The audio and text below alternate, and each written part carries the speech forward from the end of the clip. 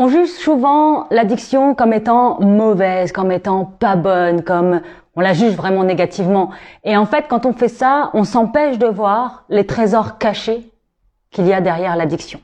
Alors ce live va être super disruptif parce que je vais te parler des cadeaux de l'addiction, de pourquoi est-ce que l'addiction, elle réserve elle aussi sa part de cadeaux. Si tu ne me connais pas, moi je suis Eloa. Ça s'écrit H-E-H-O-A avec deux H et oui, ça se prononce avec un L qui ne s'écrit pas. Et c'est comme ça.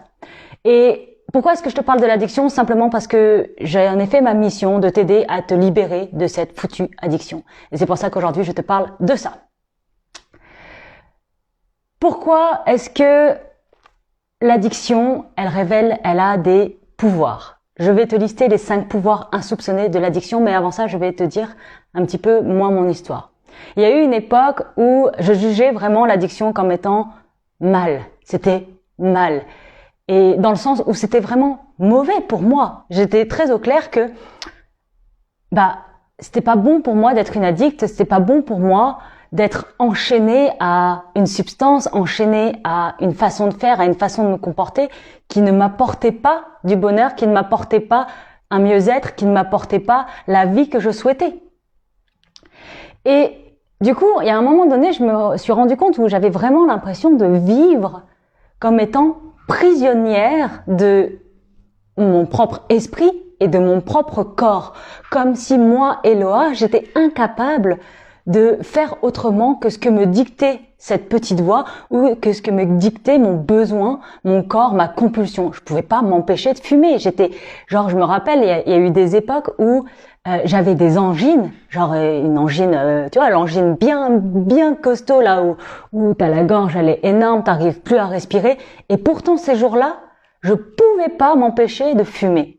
Mais allô quoi. Donc j'étais prisonnière de mon corps où mon corps il dictait mon comportement et je pouvais pas m'en empêcher. Et je me sentais prisonnière de ça.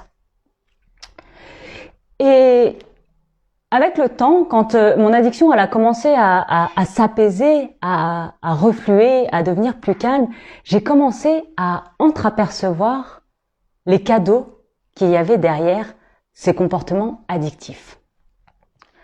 Alors, quand je te parle de cadeaux, tu vas me dire oui, mais bon, si je commence à voir les cadeaux, est-ce que ça veut dire que c'est cool d'être addict? C'est cool d'avoir des addictions? Non, bien sûr que non. Ça, c'est pas. On est bien clair que le but, c'est de s'en libérer. Mais pourquoi est-ce que je te demande de voir les cadeaux aussi de l'addiction? C'est pour pouvoir rééquilibrer la balance. Parce que tant que tu vois l'addiction comme étant mauvaise, comme tu la juges super négative, que tu ne vois que ses mauvais côtés, en fait, ça alimente chez toi un sentiment de culpabilité, un sentiment de honte, de se dire merde, je suis une sous-merde, je suis addict, quoi. Et du coup, t'en as honte et tu te sens coupable à cause de ça. Alors que si tu commences à percevoir que, en fait, dans l'addiction, il y a aussi des cadeaux, ça te permet de rééquilibrer un petit peu la balance. Et plus tu vas rééquilibrer, plus ça va devenir neutre. Et plus ça va être neutre, plus ton état émotionnel va être neutre et plus ça va être facile d'aller te libérer de l'addiction. Parce que je te rappelle que l'addiction, elle se déclenche à cause de la fuite de ton état émotionnel que tu n'arrives pas à supporter. J'en parle dans d'autres lives, mais j'en parlerai cette semaine. Alors, avant qu'on aille plus loin, je veux d'abord te rappeler une chose. C'est quelque chose qu'on a tous tendance à oublier. Et pourtant, je trouve que c'est primordial pour pouvoir se sentir bien avec qui on est et qu'on soit addict ou pas. Okay? Mais avant tout, ce qu'il faut se rappeler, c'est qu'avant, ce qui t'a fait tomber dans l'addiction, en fait, c'est la force que tu as. La force et la puissance intérieure que tu as. Alors ouais, je te vois venir, tu vas me dire non mais Eloa, t'as trop craqué, à quel moment je suis forte moi? Moi je peux pas résister à un carré de chocolat, moi je peux pas résister à une clope, moi je peux pas m'empêcher de regarder mon téléphone, à quel moment je suis forte? Je me fais niquer par une pauvre substance, par un pauvre comportement, par une pauvre habitude de merde et j'arrive pas à gérer ça. Et là t'es en train de me dire que moi je suis forte alors que je suis une addict? Tu te fous de moi? Et en fait je te dis non, rappelle-toi en fait. Rappelle-toi avant ça, avant de te sentir faible, avant de te sentir prisonnière de ces addictions. Avant ça, qu'est-ce qui fait qu'un jour tu es tombé dans l'addiction? Ce qui fait que tu es tombé un jour dans l'addiction, c'est que tu as voulu être forte, tu as voulu rester droite. Il y a eu quelque chose qui s'est passé dans ta vie, tu as vécu quelque chose d'émotionnellement dur, quelque chose, une situation qui a été dure pour toi. Et pour pouvoir rester debout, pour pouvoir passer à travers ça, tu as trouvé un mécanisme qui t'a permis d'atténuer, d'anesthésier, de échapper à la douleur, pour pouvoir continuer à être debout, pour pouvoir continuer à avancer.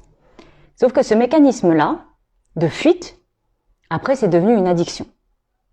Mais ce qui fait que aujourd'hui tu es une addict, c'est avant tout parce qu'un jour dans ta vie, tu as voulu rester fort ou forte. Rappelle-toi de ça. C'est important pour toi et ton estime de toi. Donc, ceci étant dit, passons directement aux 5 pouvoirs à soupçonner de l'addiction. Le premier pouvoir, c'est la créativité. Ce qui est génial avec les addicts, c'est qu'on a tous été à un moment donné des menteurs compulsifs. Parce que la honte, parce que la culpabilité, parce que plein de raisons différentes. Tu sais, ce truc où tu dis, moi je me rappelle quand j'étais gamine où mes parents ils m'avaient capté avec mes clopes et tout, et ils me disaient pourquoi tu sens la cigarette? Oh, c'est pas de ma faute, tu sais, j'ai ma meilleure amie Julie, elle fume tout le temps et comme je suis à côté d'elle, bah je prends l'odeur. Bullshit. Ou je peux imaginer aussi oui, attends, j'ai oublié un truc à la cuisine, je vais le chercher. Et pendant que tu vas te planquer à la cuisine, bim, tu ouvres vite le placard, tu t'enfiles 3 carrés de chocolat, tu le refermes et tu reviens comme si de rien n'était. En fait, l'addict, il est capable de créer des histoires, de s'inventer une vie, de s'inventer des excuses pour pouvoir avoir recours à son addiction. Mais du coup, ça développe quoi derrière? Ça développe de l'imagination et ça développe de la créativité. En fait, les addicts, ils sont extrêmement imaginatifs. En fait, c'est des conteurs nés, c'est des gens qui sont capables de raconter des histoires. Je me rappelle, j'étais en Belgique et la Belgique, tu vois, c'est très proche des Pays-Bas et c'était à l'époque où je fumais beaucoup de cannabis. Et donc, je vais aux Pays-Bas pour acheter du cannabis, puis je me fais arrêter par la police. Et je sais très bien que j'ai pas le droit de repasser la frontière avec le cannabis. Et là, j'ai commencé à sortir un énorme mytho et tout ça. Un jour, je te le raconterai en détail, mais pas là. Je le fais quand on est en immersion et quand on n'est pas sur les réseaux.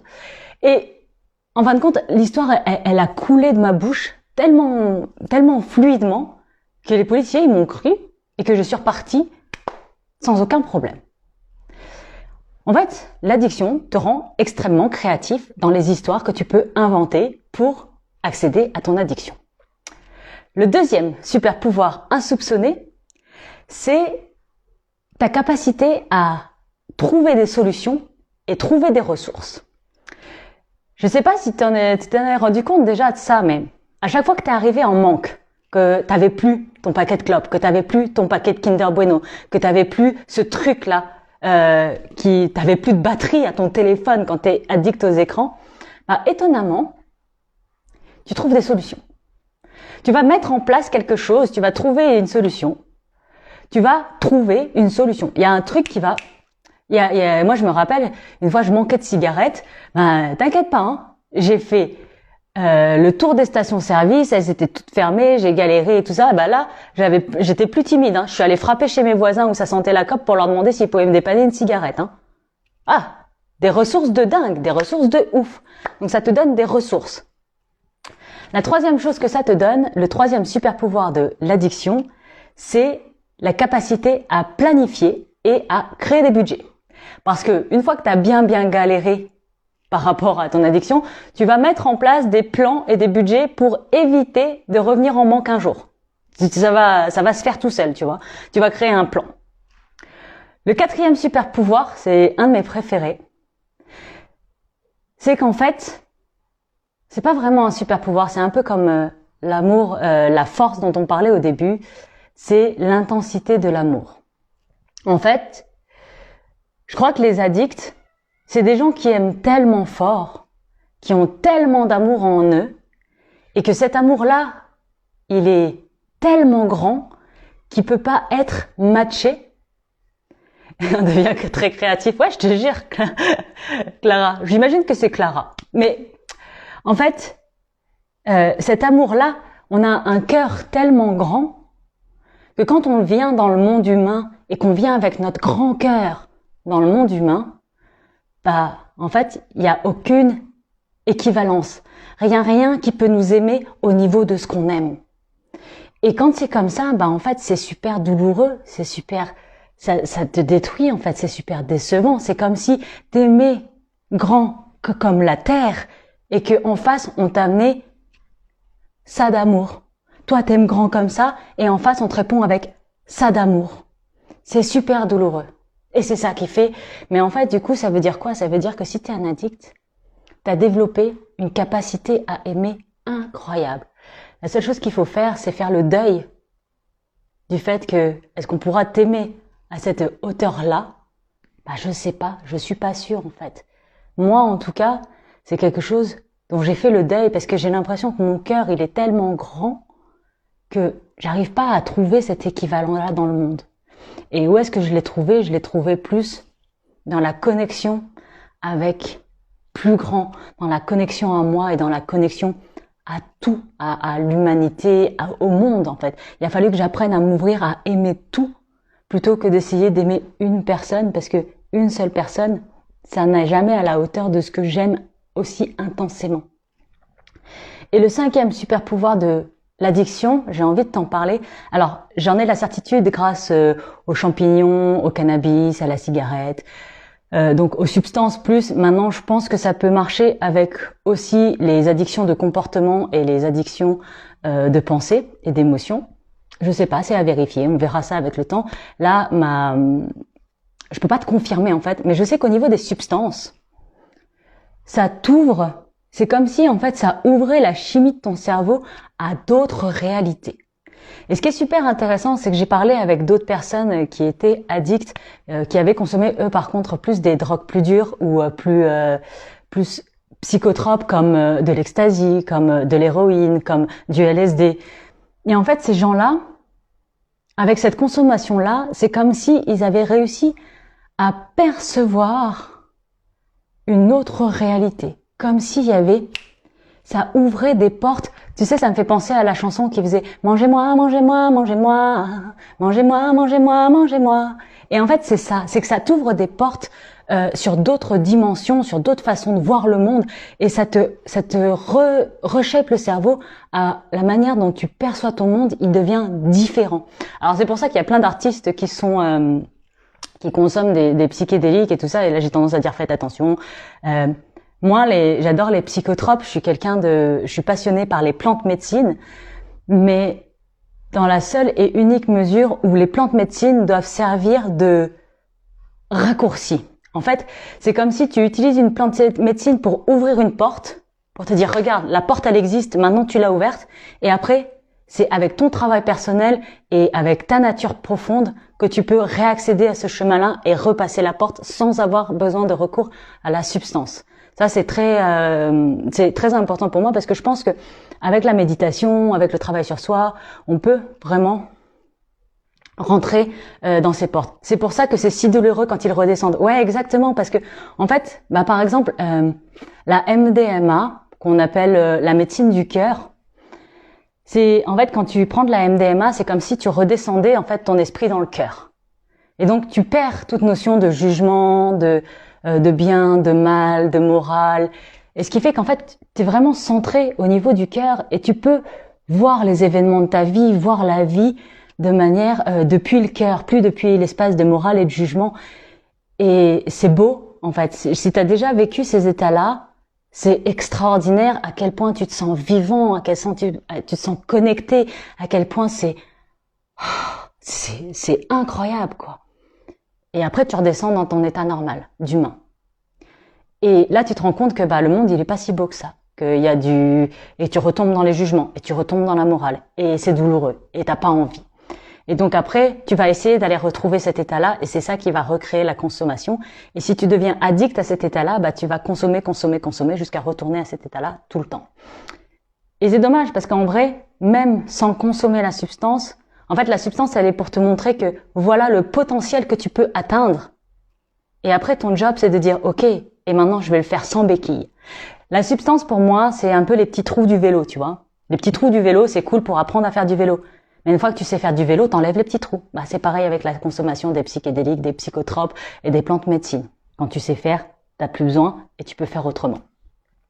Donc voilà, pour moi, c'est vraiment ça, les 5 grands pouvoirs cachés, insoupçonnés derrière l'addiction. C'est la créativité, la capacité à trouver des solutions, la capacité à planifier et gérer des budgets, la capacité à aimer intensément, et la capacité à s'ouvrir à d'autres réalités, à d'autres façons de penser, à d'autres façons de voir le monde, et c'est d'une richesse incroyable. Alors, pour accéder à ces 5 pouvoirs, clairement, tu as besoin de te libérer de ton addiction pour pouvoir utiliser ces pouvoirs, non pas contre toi et alimenter l'addiction, mais au contraire, pour pouvoir les utiliser et faire de ta vie, la vie dont tu rêves, en fait, la vie extraordinaire selon tes critères à toi, selon tes standards à toi. Tant que tu ne te libères pas de ton addiction, ces super pouvoirs-là, ils sont au service de ton addiction. Le jour où tu te libères de l'addiction, ces super pouvoirs-là, ils sont au service de toi, de ton âme, de ton cœur, de qui tu es profondément au-delà de ce masque d'addiction. Trop bien, j'aime tellement ton point de vue, c'est super intéressant à rajouter à mes petites intuitions internes. Merci beaucoup Clara pour ça. Donc, rappelle-toi de ça. Et je te challenge aujourd'hui à aller dans le monde avec tes 5 super pouvoirs que tu as eu, que tu as gagné grâce à l'addiction, que tu as gagné durement grâce à ton addiction, et à oser les exprimer avec toute ta lumière parce que tu es libre de l'addiction. Je te challenge aujourd'hui à aller dans le monde et à vivre la prochaine meilleure version de toi, libre et puissante, indépendamment de tes addictions. Moi, je suis Eloa et je t'accompagne pour te libérer de tes addictions. J'organise une conférence samedi à 20h, ce samedi-là, à 20h, sur le sujet, sur comment se libérer de l'addiction. Et si tu veux t'y inscrire, le lien est dans ma bio. Je t'embrasse fort et je te dis à demain pour le prochain live. Salut!